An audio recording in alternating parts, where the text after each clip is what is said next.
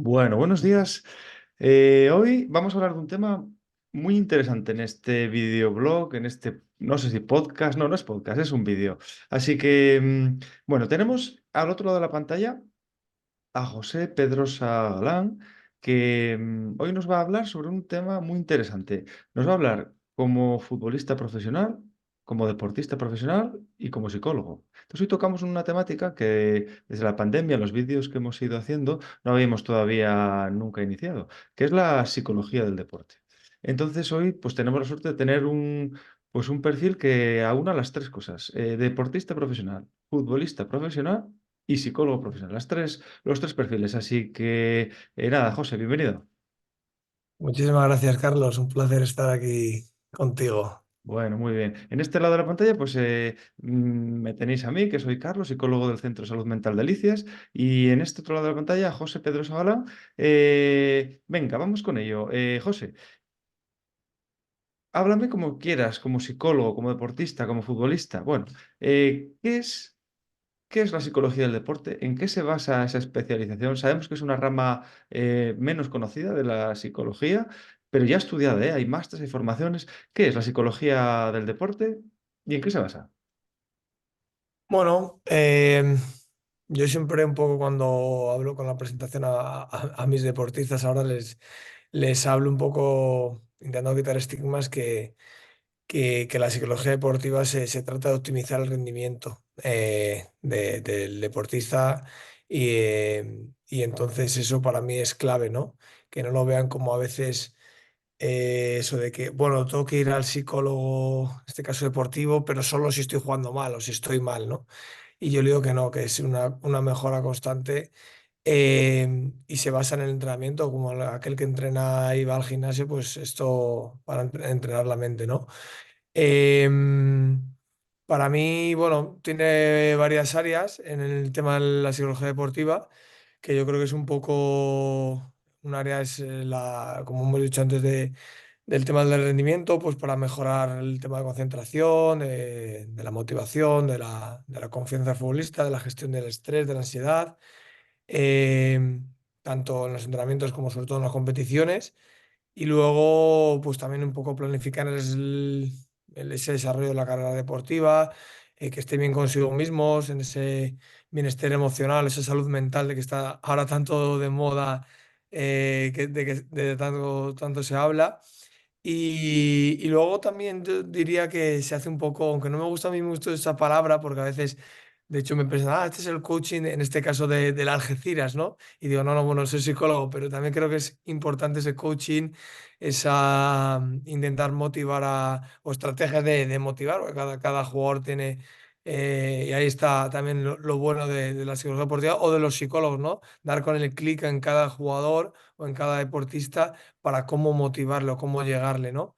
Y bueno, y por último diría también que hay un área de rehabilitación deportiva, por así decirlo, en caso de gente que pasa por lesiones o tiene desafíos, obstáculos que está pasando y ahí estamos también para ayudar, ¿no? Un Mm. poco yo creo que englobaría todas esas ramas, áreas que te estoy comentando. De acuerdo. Es que fíjate que hablamos en la presentación un poco cómo nacía esta disciplina, ¿verdad? Porque nacía más de los deportes de grupo. No sé si nacía más bueno, pues desde los deportes individuales, pues como a lo mejor el tenis, como el pádel, ¿no? Muchas veces se hablaba pues de esta chica de bádminton que es muy famosa, Carolina, y que no hablaba de su psicólogo, cómo trabajaba ella en esos niveles. Pero siempre los orígenes, sí, fíjate, así a nivel de ignorancia pura, se planteaba en esta psicología norteamericana con los equipos de fútbol americano, los equipos de béisbol, se planteaba con Sobre todo, tengo la sensación de que nació un poco a veces de estas películas, un poco a veces, incluso ahora que hablabas de la nomenclatura coach, de cómo los entrenadores llevaban esa camiseta o esa gorra donde aparecía y tú decías, bueno, son sus entrenadores, son ahora sus psicólogos, les asesoran, les orientan básicamente, es un tema disciplinario pura, es estrategia, ¿no? Estrategia en fútbol americano. ¿Cómo era? Pero bueno, ¿cómo nace esta disciplina? ¿De dónde nace? Bueno, creo que nace en el siglo XIX, o sea, hace ya bastante tiempo, pero a nivel Creo, bueno, el pionero como tú bien has dicho, es el padre del del deporte, es Coleman Griffith. Creo que en la Universidad de Chicago, de Illinois o algo así.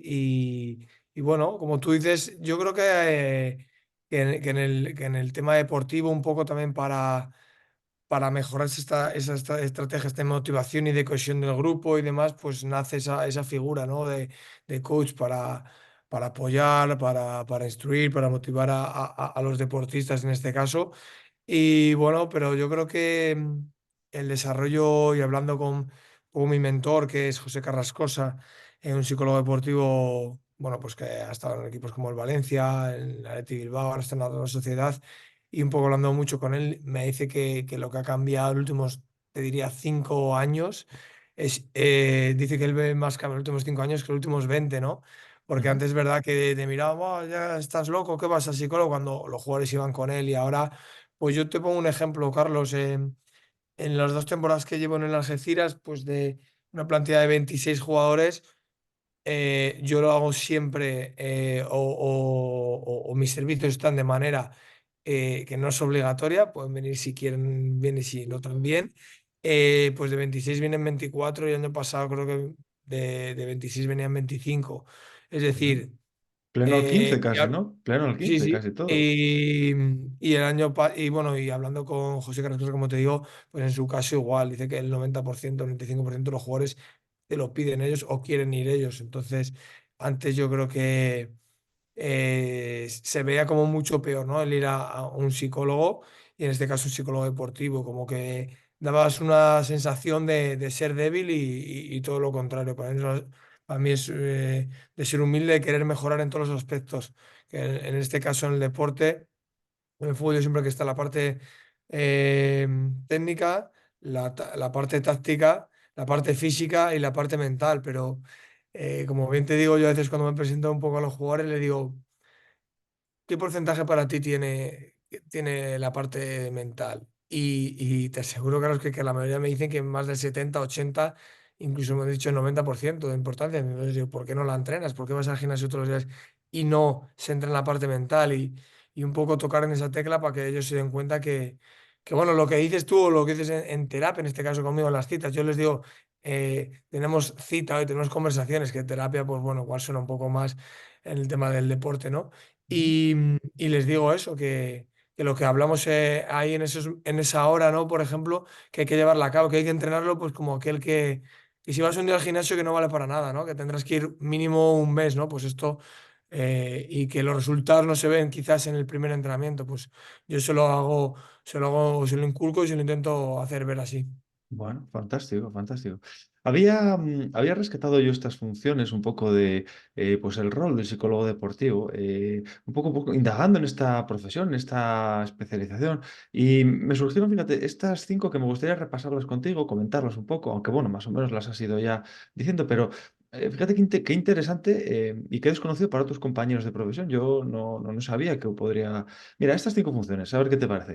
Mm. Em, uno, evaluar y hacer un diagnóstico del sujeto y de las variables que afectan a su comportamiento en el contexto deportivo.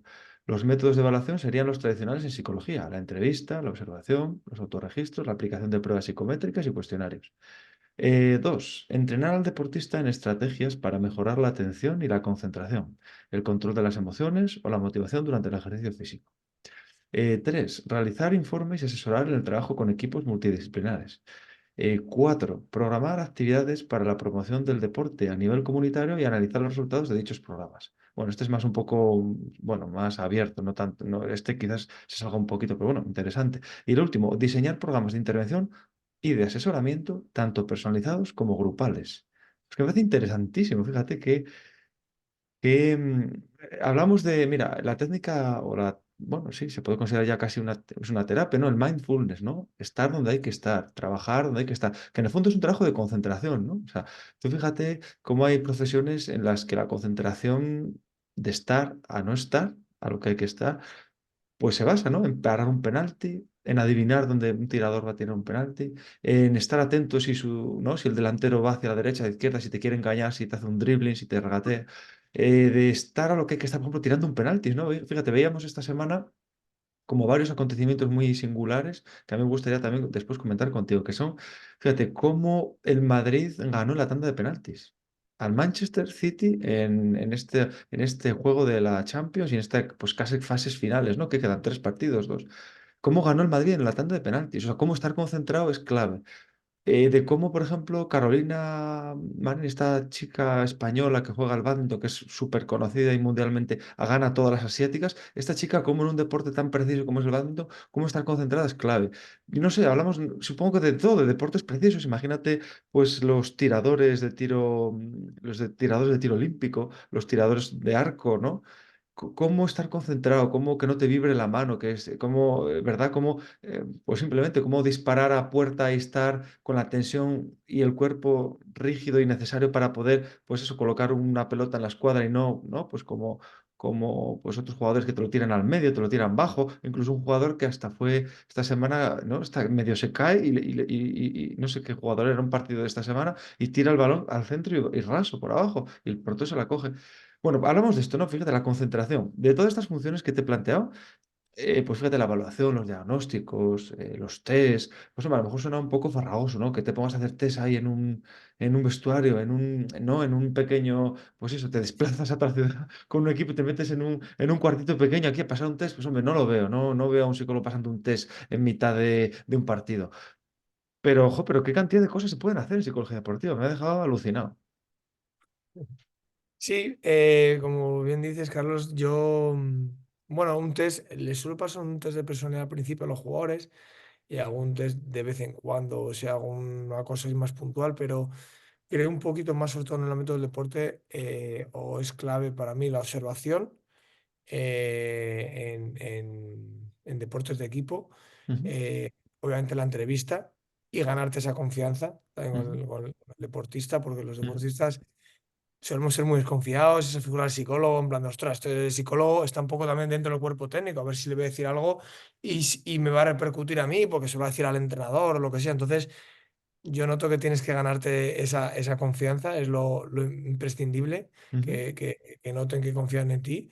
Y luego, como tú bien has dicho, bueno, la observación y demás para mí es clave. Yo voy a todos los entrenamientos del equipo, en cada charla estoy y veo comportamientos, veo lenguajes corporales, veo cosas y le doy muchísima importancia a eso, a la comunicación también dentro del equipo. Y luego, pues ya, bueno, ahí es ya dar con la tecla, porque un jugador igual necesita un tipo de conversación, otro necesita otro tipo de herramienta, como has dicho tú antes con Carolina Marín, que hace mucho el tema de la visualización, que yo creo que es clave también en el deporte, cuando te enfrentas a situaciones de mucho estrés, porque al final yo siempre digo que la profesión de, en este caso, de futbolista o deportista, tú tienes que darte cuenta, para mí el problema clave es el miedo a decepcionar a los demás, demás, ¿por qué? Porque tú estás juzgado, siempre digo que la carrera del futbolista o el deportista en general, pero sobre todo el futbolista,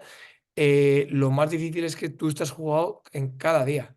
Tú estás jugado por los compañeros, estás jugado por los entrenadores, estás jugado por la prensa, estás jugado por la afición. Y eso cada día de tu vida prácticamente. O ujú. sea, tú haces un mal entrenamiento, yo lo he vivido en vestuarios como futbolista, se meten contigo, aunque sea de broma, "Ja, este cómo está, hoy no has venido, hoy no tienes pies, hoy tal". Siempre estás expuesto a esa crítica, expuesto a esa, y eso es lo más difícil de llevar, ¿no?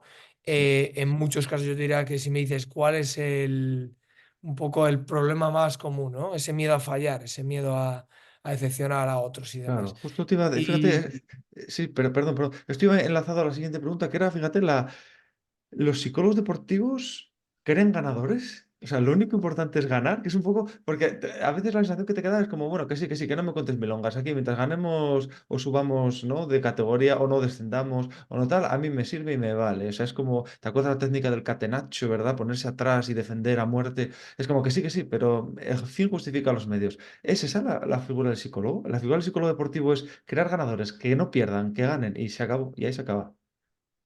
Es un yo no estoy reduccionismo. nada de acuerdo en eso, porque al final, por ejemplo, en un equipo colectivo, o sea, en un deporte colectivo, perdón, Ujú, eh, si te das cuenta, por ejemplo, en el fútbol, solo pueden jugar 11, ¿no? De ujú. titulares.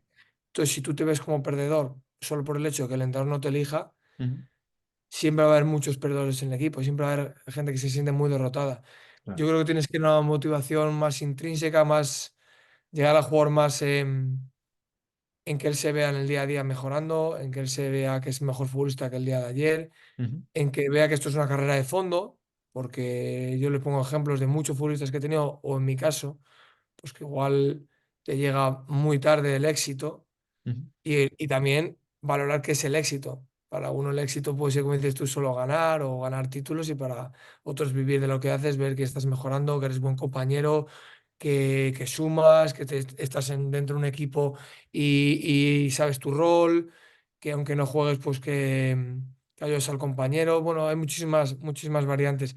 Y ujú, yo les hablo mucho de eso que dices tú de ganar, que si no importa ganar, o eso psicólogo, que yo no he estado en ningún vestuario nunca que se hable antes de un partido, oye, vamos a perder hoy, vamos a perder, ¿no? O sea, quiere decir, todo el mundo quiere ganar.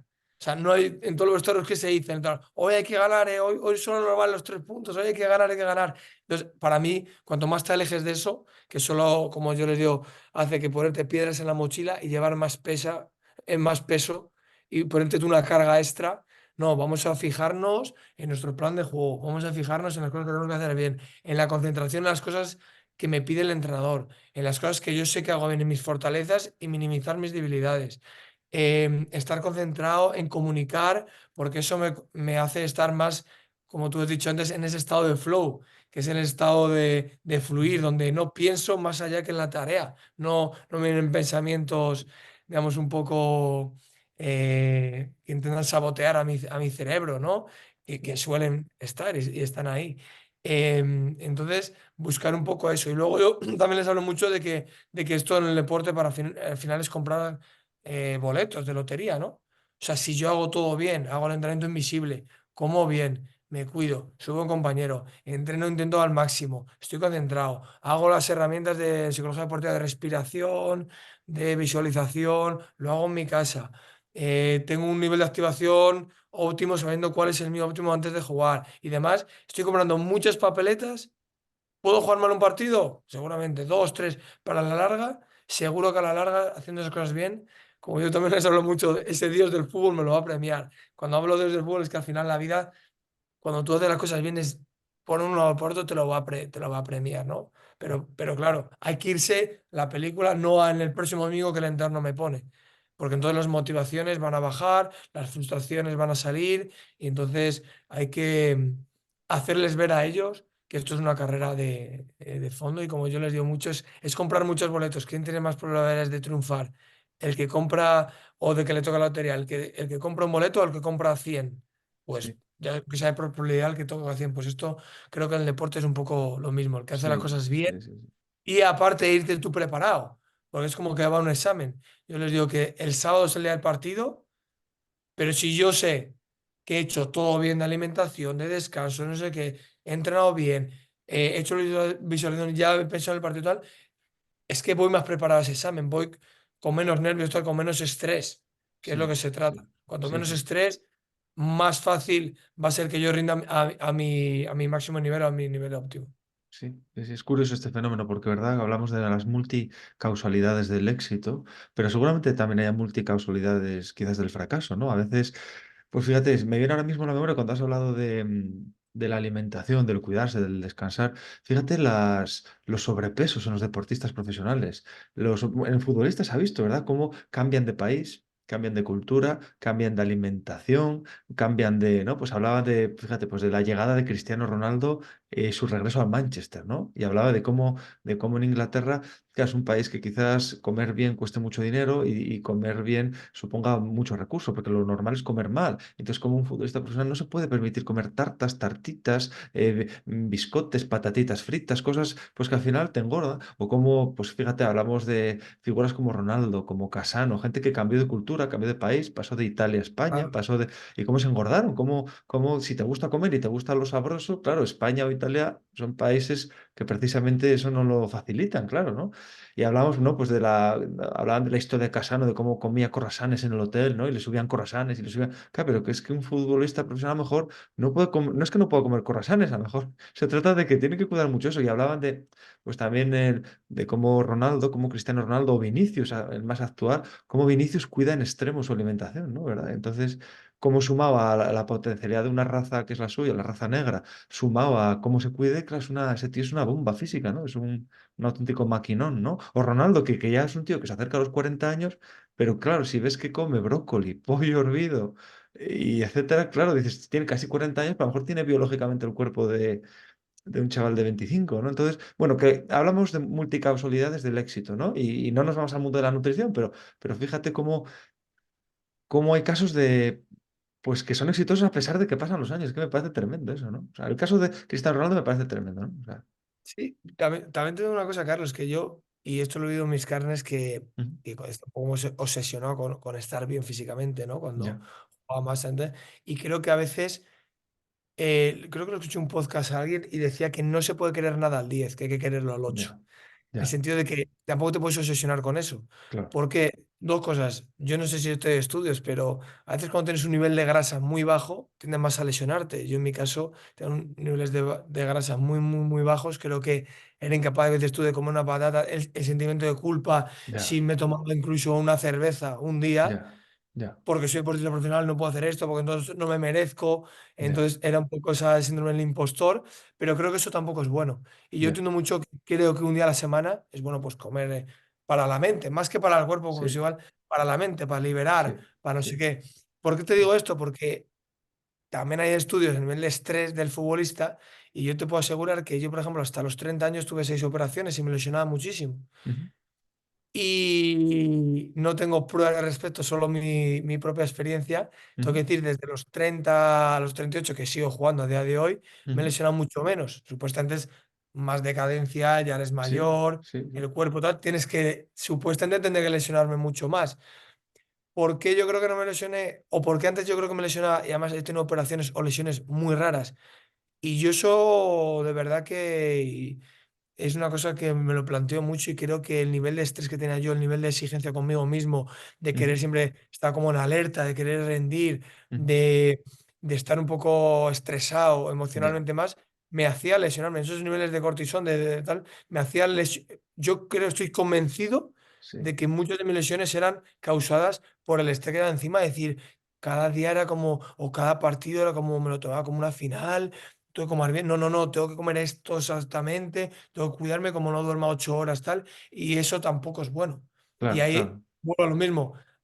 ¿Qué es más importante? Físicamente, no tengo que ahora tienes que comer todos los días patatas fritas, está claro que tienes que cuidarte. ujú, Aunque también yo estoy de los que dice, lo importante es el hábito. De 365 días que me cuide, imagínate 300, no esos ya, 60 que hago excepciones. ya, Para mí es lo importante ese hábito, pero tampoco te puedes obsesionar con algo porque creo que a la larga eso mentalmente, que vuelvo a lo mismo, es para mí lo más importante en el deportista, sí, pues te afecta hasta a nivel fisiológico, como es sí, el sí, caso sí, mío. sí, Te sí, puedo decir sí, que en muchos casos, jugadores, cuando más se han lesionado, niveles sí. de estrés altísimos. Sí, sí, sí, se recuerda, fíjate, ahora pues así te viene a la memoria casos, pues fíjate, futbolistas, cuando hablamos de eso, la inmigración a otro país, el cambio de cultura, el cambio de idioma, la adaptación a una nueva localización, hablaban de, fíjate, pues no sé, me acuerdo de Villa, en su época, sabes que pues él destacó en el Sporting, del Sporting al Zaragoza, del Zaragoza al Barcelona, al Valencia, del Valencia al Barcelona, ese fue un poco su currículum, ¿no? Y ves el cambio al Barcelona, que fue el último, digamos, el punto álgido de su carrera, el punto de mayor éxito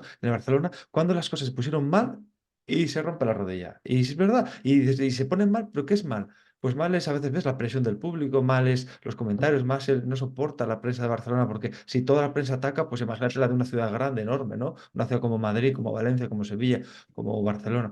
Y ahí se rompe la rodilla. Y esto es curioso, ¿verdad? Pero no en este caso, en tantos casos, que ves como en el momento en que empiezan a salir en los medios, hay trifulcas con los compañeros, dificultades, pues eso, sobre todo estresógenas. Al final, ¿qué es estresógeno en un jugador profesional? Supongo que no sea solo puramente. fíjate, a lo mejor ¿no? En un jugador de tercera división sea un factor de exógeno lo social, lo económico, que te paguen, que no te paguen, que puedas, ¿no? Pero a lo mejor cuando ya eres deportista profesional, que de ganar 1 millón de euros a ganar 1.200.000, que no creo que cambie tanto tu vida, pero a lo mejor ya es otras cosas, ¿ves? Es el sentirte respetado, sentirte querido, ver la evolución del tiempo, considerarte que tienes éxito, no solo por ganar títulos, sino por contribuir. Y todo eso, pues, pues como... Bueno, pues como marca mucho, sí. Así que es interesantísimo este mundo. El mundo de lo fisiológico, las lesiones y lo mental me parece. Esto es un podcast entero, esto es un vídeo entero, analizarlo. Bueno, por avanzar un poco, y a mí me gustaría, pues que fíjate que eh, si tuvieras que ayudar a otro deportista profesional como tú, a otro psicólogo que también haga deporte, ¿qué le diríamos? ¿Dónde se puede uno formar como psicólogo deportivo? ¿Qué escuelas hay? ¿Qué es un trabajo de mentoring? O sea, uno consigue, pues como tú, una persona de referencia, te forma, vas a escuelas, hay universidades como tal, hay másters, ¿dónde, a nivel curricular, qué se hace? Si quieres pasar de la psicología al deporte o del deporte profesional a la psicología o de como tú aunar las dos carreras para pues ahora tener esa derivación, ¿dónde nos formaríamos? ¿Qué le diríamos a un... Bueno, yo en mi caso empecé la carrera en Madrid, en la Universidad Complutense de Madrid, y mientras jugaba en el Atlético de Madrid, tengo que decir que fue muy difícil compaginarlo porque a día de hoy, Sí, seguro. hablando que has mencionado antes el tema de América, Estados Unidos y demás, allí como que se valora, se beca, se premia al deportista, Ujú. se intenta un poco conllevar, si haces deporte, Sí, y sí, además sí, las, sí. las propias universidades creo que lo sincronizan un Sí, poco. sí, lo sigue muy Y a bien, ¿eh? mí creo que me pusieron bastantes trabas. De hecho, recuerdo una vez Ya, que fue un torneo a jugar con el Atlético de Madrid, a Holanda y demás. Y claro, no había podido hacer las prácticas y demás. Y me dijeron que ellos no me habían puesto una pistola en la cabeza para ir con el Atlético de Madrid a jugar, y no fue la primera vez ni la única en mi carrera donde me juzgaron un poco por jugar a fútbol. Me acuerdo en ya. Almería que estaba ya jugando en Tailandia y que el profesor hacía comentarios, me dijeron en la clase como, este está en Tailandia ahí, como que sí. Yo en Tailandia estaba trabajando, o sea, estaba jugando a fútbol, no estaba ahí en la playa, pero bueno. Sí, Y me cogió una conversación y me dijo, es que chico, dice, tú o estudias o juegas a fútbol, pero eso no se puede hacer. O sea, y a mí me dejó al lado que un pues profesor sí, de universidad me dijera eso, ¿no? pues sí. También tengo que decir que muchos otros me ayudaron, o sea, igual tenía parte, yo ya te digo, me ayudaron mucho en el sentido de Claro, que saben que era deportista profesional y claro. bueno, oye, no puedes hacer ahora estas prácticas porque tienes partido fuera de casa o lo que sea, bueno, pero lo traes el próximo día, obviamente. Yo sé que tengo que preparar los exámenes como cualquier otro, no quiero ningún privilegio, Claro. pero que sí un poco de empatía y demás. Pero bueno, eso todavía en España creo que está complicado el Sí, deporte profesional con el poder estudiar. De sí, hecho, sí, es un sí, poco lo que lo hacen y es complicado.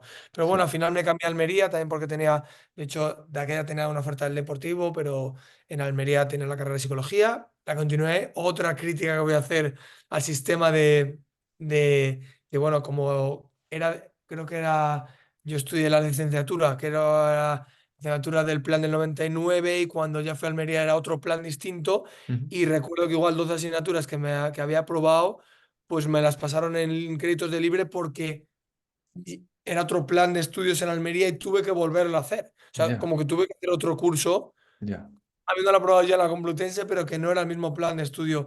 Estamos en el mismo país. ya.